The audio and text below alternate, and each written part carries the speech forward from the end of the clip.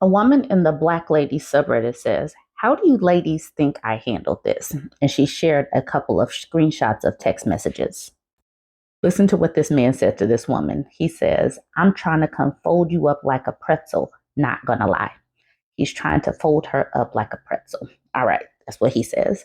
And to that, she responds, "I'm not interested in that, but I do appreciate you for making your intention known. So it's clear that we aren't on the same page. Good luck with everything. I wish you well." He says, "You're welcome. Can we still chill as friends?" She says, "No, love. That isn't a possibility at this point. I'm sorry." He says, "For sure. I could have sworn we already had this discussion before. I think I already told you I wanted nothing serious." She says, "No, love. That's not the message that I received from you verbatim. If you were looking for strictly peaches, then that language should have been explicitly said with no room for misunderstanding. I feel like if that was something you made clear in the beginning, then you wouldn't needed to have beat around the bush to come at me like that. It would have been understood. Nonetheless, it isn't important. Be well." All right, so that is the end of the exchange. It's not one of these 14 pages of screenshots like we see sometimes. He says, "I'm trying to come fold you up like a pretzel." She's like, "We aren't on the same page. Good luck." Cool. I mean, she did type a little bit extra, but I think that the message is clear and she wasn't bending when he says, "Can we still chill as friends?" She's like, "No, not interested." Good. Please be upfront. No wiggle room. None of that. Her caption was, "We've just been chatting for a few weeks now. Usually I'd respond very aggressively, but I've been trying to be more calm and clear with how I handle situations like this. Is there any advice that you may have for me based on how I responded? It's greatly appreciated." Arpeggio the Unbroken says, "I think you handled this well and with class. No notes. Good on you for immediately realizing y'all weren't on the same page and immediately leaving instead of trying to work something out. I agree with that. Maybe this was someone she was attracted to. She wanted to see if anything happened, but she saw that he was just strictly about the peaches. And she's like, no. And she didn't work herself into, that kind of mental pretzel to go along with his program. She says, not interested. She said to her, "Thank you. I just wish he didn't try to flip the script like he made that clear earlier. You know you didn't. That's why it took so long for you to actually ask me for peaches. Grow up." Impressive Storm says, "You can't talk to men intellectually. They're too stupid. You should have blocked him after the first response." And then the OP says, "You are absolutely right. I just be wanting them to have something to think about for 2 seconds. LOL." Impressive Storm says, "I think they have a fetish for disrespecting women and getting a reaction. Ignoring them is the only thing that humbles them." I want to know your opinion on that. I am pretty good about blocking people. I haven't encountered this type of thing because I haven't been in the dating game for a long time. But do you say a few words and then block, or do you see the disrespect and then you just block? You let me know in the comments. Do you respond a few words? Do you respond like several messages, or do you just block? Let me know. Freshly Intellectual says, "You talk to him like a child, but I'm here for it. You just sat him down, you held his hand while explaining communication and reaffirming your boundaries. Bravo." Electric Peanut says, "I think you handled that perfectly. Men play dumb because we allow them to. So saying you said too much, or men are dumb and you should have dumbed it down is wrong, in my opinion. He knows what you're saying and what you meant. He also knows if he's been sending mixed signals. Great job for standing on business, sis." And she says, "Thank you, my good sis. What does IMO mean?" And it means, in my opinion, if you didn't know in internet speak. E. Green says, "Class and poise, I wouldn't have responded and blocked him immediately without explanation, but you did what needed to be done, girly." So that's a person that would block immediately. But I do realize that different people have different strategies. That's the reason why I asked how you would handle it. Now, Oak Sunset, I like how she came with this one. That's why I highlighted it in red.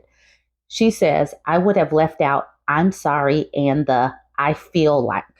As women, we often apologize for our perspective and lead a conversation with emotions to soften the blow.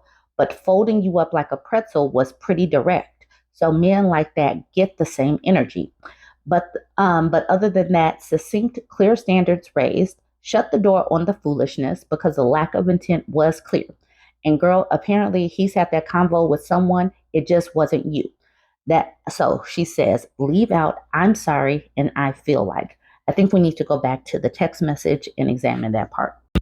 Okay, right here. He says, we can still chill as friends. And she says, no love. That isn't a possibility at this point. I'm sorry. Don't apologize. Like the lady said, don't say I'm sorry.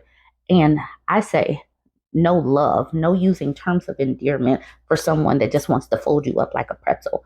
At this point, I think it should be, and this is all a teaching tool because I thought that the text was pretty straightforward, but I just don't think we should be using terms of endearment with people like this. I think it should have just been no, that isn't a possibility, and then just leave it that, put a period at it. No, that isn't a possibility, and add a period, and that's it. And then when the woman says, leave out the I feel like. So this man says, I think I already told you I wanted nothing serious. And she should have said what she should have said. You did not make that clear. That is not what we communicated, or something like that. Leave off the I feel like she said, let's try to pull back. Let's kind of evaluate how we use our feelings and just be more straightforward. Because you see how he's using these little short sentences and she's using paragraphs. Use little short sentences like he did and just get to the point. No, that is not what you communicated. That is not what you said. So be very clear with them and be very direct. All right. But overall, I do believe that she was straightforward, but it's just a couple of things that we can do to where we just start getting to the point, matching energy, communicating clearly. All right, let's get back into these comments. Z Botanical says, it was nice, but you're talking too much. I would have never replied or just reacted with a thumbs down to the message. No reply. And then Revolutionary Tao responded to that person saying, oh my God, this is unrelated, but this reminds me of when my older sister's ex wished her a happy birthday a few weeks ago, and she just disliked the message and deleted his number. Left Blaine says, why are we texting novels to men we're not interested in? And she says, well, I was kind of interested. And then Interesting Cut says, it's okay. Sometimes you need to say what's on your chest. I think you handled it well, even if this Dusty isn't worth a lick of your emotional intelligence and grace. And that's the thing. I don't really even think that she texts novels. I've seen some people text some novels. I think that she texts a few statements and a couple of paragraphs, but I don't think she texts novels. So I don't think that this is an accurate assessment. But she was interested, and some people are going to say some words. So we just need to talk about the words that we're saying, but other people are going to thumbs down it, and other people are just going to block immediately.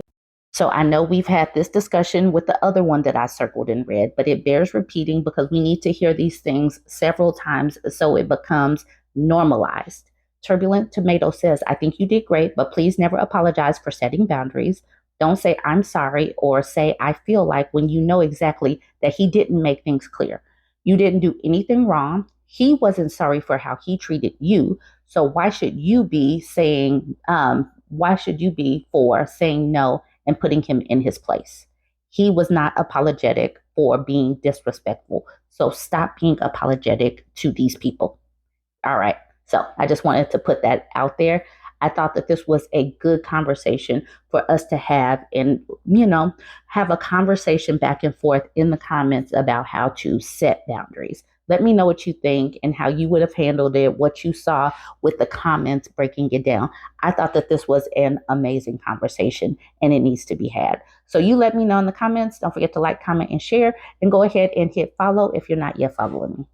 This woman says, ladies, how many of you will stop dating a guy because of his political affiliation or even if he drives a Tesla? She posted this in the dating subreddit. This is a co-ed subreddit. She says, call it a rant or a PSA or whatever, but literally I will block you and ghost you if at any point I see that you voted for Trump, drive a Tesla, and or are a fan of Elon, say you're Christian conservative, or saying stupid like DEI sucks, I'm anti-pride, LGBTQ, there's no greater turnoff than a closed-minded, bigoted, anti-woman man. I'd rather be single with 10 cats, honestly. Anyone do the same? Just me. I definitely got a little chuckle out of this. She is like, no, absolutely no. I am blocking it early on. Please leave me alone. Desperate Not to Dream says, I matched with a guy on Tinder who was from New York. I live in the South, and he recently moved here and was a finance bro. When arranging our first date, he kept bragging about how he was going to pick me up in his Tesla. He says, I don't know if you know what that is. Like, yeah, bro, I know what an effing Tesla car is. We never went out. LOL. Okay, Part says, that is so embarrassing and not a flex. I live in California and they are more common than any other car. Exquisite Intent says, also live in California, and I can confirm this. The other day, I was at a stoplight and saw 3 Model Ys in a row waiting at the light. I thought I was in the Matrix. And Cupcake Goat says, I also live in California, and for some reason, Tesla drivers all seem to drive like entitled a-holes. A few different people agree with this part. The only problem with drives a Tesla is a lot of people got those cars before Musk did a schnazi salute, and many didn't buy them out of love for Musk. So I'd have to ask a guy if he thought Musk was a great guy. But loving Trump, loving Musk, DEI sucks, or other signs of far-right BS is an instant no. I'd have to know a bit more about what type of Christian they are, though. A hippie Jesus Christian is better than a guns, God, and Trump type of Christian. Okay, Part says, I drive a Tesla that I bought 4 years ago and can't afford to buy another car, but I'm considering a bumper sticker to explain myself, LOL. And I guess the bumper sticker would be, bought this before everyone realized Elon was batshit crazy. The person at the bottom says, not kidding. I've seen Teslas with bumper stickers with something along those lines. So this man says, I'm a guy, but it doesn't seem fair to not date a guy just because he drives a Tesla, at least if it was bought before Musk went dark MAGA. Now, a Cybertruck, on the other hand, would be an entirely reasonable reason for dumping him. This person says, as a girl, I was going to say Teslas are okay as long as you don't use it as a flex and act pretentious about it, since those have been around for a while now. I've been seeing an influx of Cybertrucks in my area recently, and I absolutely have no respect for the people that drive or own them. I have a big duvet says, the Cybertrucks are the true red flags. Don't worry. At the bottom says, yeah, for me, the Tesla question is for when you bought it. I would date a woman with the 2021 Tesla. So that's the line. Where's the delineation? Particular note says, my friend got up and left when her first date showed up in a Cybertruck. That is the delineation? Absolutely not. I'm not interested. Minuteman says, as a liberal Christian guy in a red state, I don't think you're alone. Political polarization is a huge problem for dating, in my opinion. I see many women who won't go out with a man because they're enthusiastically pro-Trump. Likely there are many of them that won't go out with me because I voted for Harris. 10, 15 years ago, not that it didn't matter, but the polarization is at least an order of magnitude today. Back in the 80s and 90s, most of the time you didn't know or care who your friends or neighbors voted for. Maybe you had some inkling, but it was more of them like being fans of the rival of your favorite NFL team or something. Yeah. Politics is definitely more pronounced today. Top Till says, same here, liberal Christian woman in a deep red area. So many men I know are so enthusiastically pro-Trump, it makes my stomach turn. And they're so much more open about it because they feel safer now that their guy calls the shots badly. The Percy's Riptide says, alt-right infiltration of the Republican Party is what caused polarization. The Democrats just swung further left as a response, and now both sides treat each other like mortal enemies. There is no working together anymore because alt-righters have no desire to work together or even to push actual conservative values. It's very sad. I wish we could go back. but go back to when. Because when Obama came into office, Mitch McConnell says we're saying no to everything and basically said no to everything. And so I believe that at that particular juncture, saying no to everything meant no working together at all. And that really set the scene for modern day politics of right now. I think that Mitch McConnell really helped break the Republican Party. And then the infiltration of the alt right came into place because of the racism, because there is a colored man at the helm. Aegis at the bottom disagrees. She says, what makes you think the Democrats swung left? They followed the Republicans in their right turn. Harris tried to attract part of the moderate Republicans to her, which alienated a lot of progressive voters.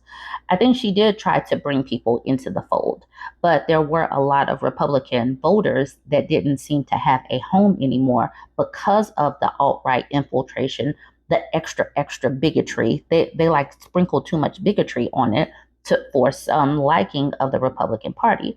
And I do think that a consensus needs to be found where some people will work together. So that's what I think. I think that's what Harris did. That's my opinion. This person says, not sure if this is the proper place for such a debate. You can join me in a private chat if you want to talk more about it. I mean, yeah, this is a dating conversation, but still the polarization of politics has infiltrated dating because the politics is personal and the personal is political. So let me know what you think. And just going back to her question, will you stop dating a guy because of his political affiliation or if he drives a Tesla? Is the Tesla the big part, or if it's DEI sucks, I'm anti-pride, and all of that kind of stuff? Let me know in the comments. Join the conversation, like, comment, share. If you're not yet following me, go ahead and smash the follow button. I was tagged in the update to this post a couple of days ago. I've been slammed. There has been so much political news, so I didn't get to it. But she's asking this question in the Am I the A-hole post, and she's simply looking for validation because no, she's absolutely not the a-hole. Listen to this title. Am I the a-hole for refusing to sign a prenup after marriage? I'm sure she had her reasons for refusing, so let's get into it. She says, my husband, who's 35, and I, a woman who's 33, have been married for 6 years and together for 10. We knew each other forever, LOL. We have 3 kids. When we got married, we were both pharmacists. 2 years into our marriage, my husband opened up a family business with his father, and the business is doing really well. My husband gets 50% of the net revenue and owns a good amount of money, but everything is tied up in the company, and the balance is updated every year as the business grows. His father is worried that if we ever get divorced, I'll ask for half of the business's money, so he wants me to sign a document relinquishing that right. For context, we're Muslims, and in Islam, the woman is entitled to what was agreed upon prior to marriage in the case of divorce. For me, that amount is around $120,000, and our house is already 50-50. So I wouldn't ask for anything more. However, I don't want to sign anything.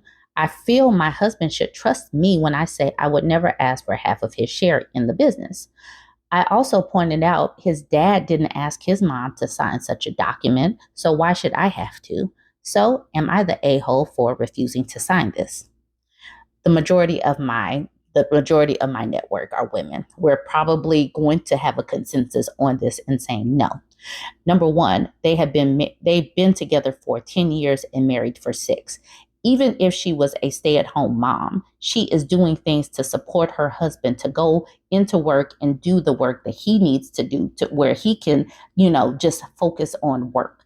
She would be entitled to something, and I would imagine that she would get the fair amount.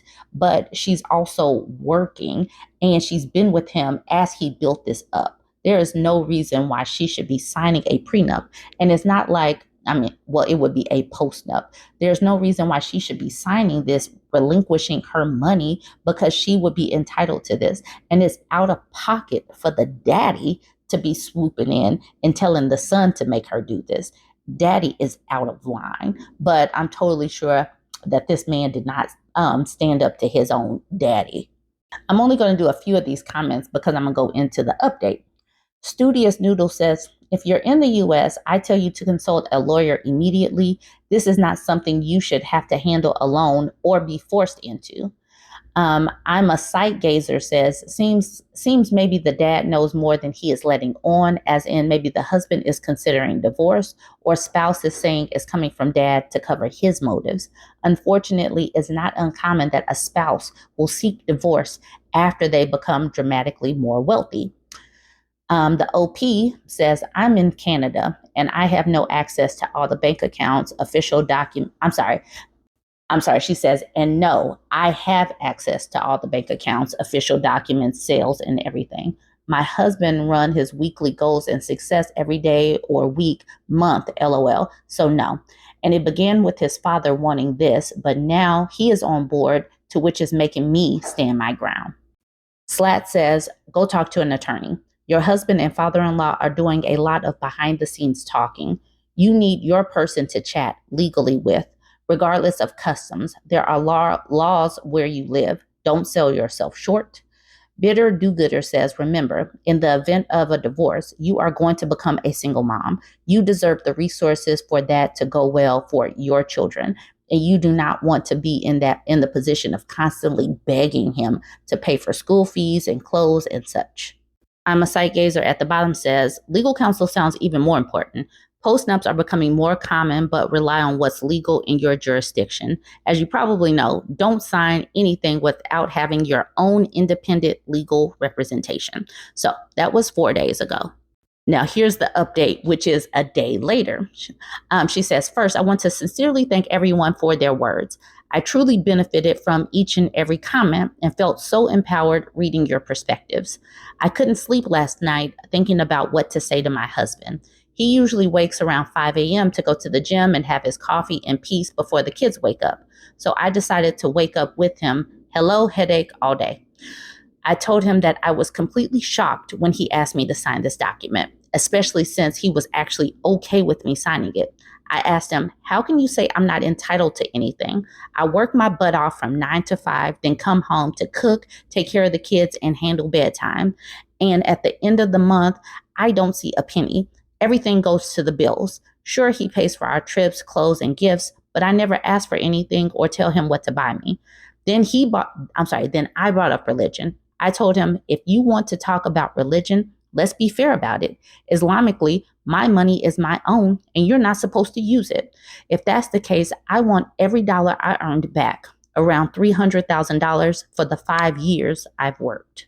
I also told him if he really wants me to sign, I will, but with my own lawyer, because apparently I've been too naive and I should have known better. Finally, I told him that we were supposed to be saving together, but now he's saying that in the case of divorce, I get nothing. So what was all my hard work for? At one point, I got really emotional and started crying because I was genuinely hurt. He thought this was okay. That's when he hugged me, apologized, and promised he wouldn't ask me to sign anything. He even said he's willing to put half of everything in my name right now, just not the controlling rights and whatnot. I still have a lot to process, and the meeting with the account who suggested this in the first place, but at least for now, I feel heard. Thank you all again for your support. I'm so glad that we have social media and we can have these discussions in this public square, because she probably wouldn't have had that confidence or these words to go back and speak to her husband. I really do believe that social media is changing the dynamics of relationships these days. And I think that she really did benefit from it. Hopefully things change, but regardless, the seed has been planted that this man simply thinks that she's not worthy. And so hopefully, if she senses it again, she will just leave him where he stands and he can have all of his money or whatever over there, but she's still entitled to her part. So the first commenter says, I'm so happy to hear this update and hope your husband stays in your corner and stands up to his father. Good luck. And then the OP says, thanks, me too. Only time will tell. So the way she said it right there lets me know that she's just not fully just going to rely on her husband. She's going to wait and see. And I like to hear that. Van Dreesen says, not the a-hole. This is all good to hear. However, now you know exactly what your father-in-law thinks about you. Because like they said in that first one, he didn't ask his wife to do that. So why is he asking the daughter-in-law to do this? Fun Storm says, hoping the father-in-law never needs a full-time caregiver. And then someone who's deleted their account says, or hospice care.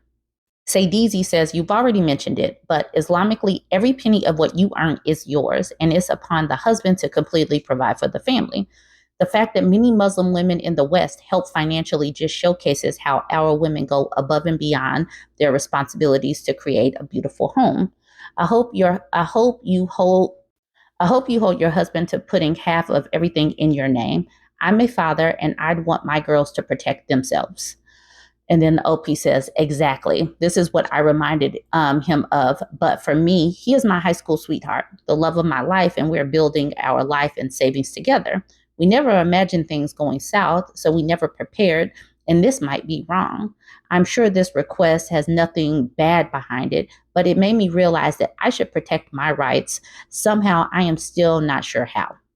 I don't want to overly talk about it, but his father has an appointment with an accountant, and I'm praying he will open the issue again. This way I can have it like I want. So she's looking out for her own interests, or she's going to try to advocate for herself. And that is so important. I want us women to look into these types of things, really know and understand the finances, and also try to figure out where the family members are coming in. Because obviously your father-in-law, the mother-in-law, these other outside forces, people outside of your home can have an impact like they're doing in this type of relationship.